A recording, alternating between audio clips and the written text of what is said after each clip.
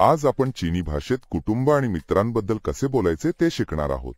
वो द हाओ पेन्यो म्हणजे चीनी भाषेत माझा चांगला मित्र। वो शी वो द हाओ पेन्यो, तो माझा चांगला मित्र आहे। आता आपण ही माझी बहीण आहे कसे म्हणायचे ते पाहूया।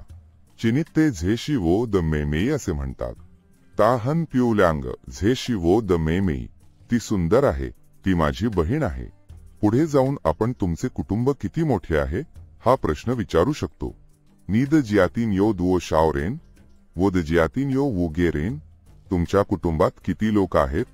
माझ्या कुटुंबात 5 लोक आहेत। मित्रांसोबत जेवणासाठी आम्ही एकत्र जेवायला जाऊया असे म्हणण्यासाठी वोमेन इची ची फानबा वापरा।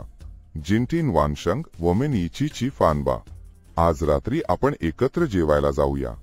शेवटी तो माझा जुना वर्गमित्र आहे असे म्हणण्यासाठी ता शी वो द लाओ तुंगशुए असे म्हणा। ता शी वो द लाओ तुंगशुए वोमेन यीची शांगशुए, तो माझा जुना वर्गमित्र आहे, आम्ही एकत्र शाळेत होतो। तर मित्रांनो, आज आपण चीनी भाषेत कुटुंब आणि मित्रांबद्दल बोलण्याचे काही नवीन वाक्य शिकलो। पुढील व्हिडिओमध्ये भेटूया।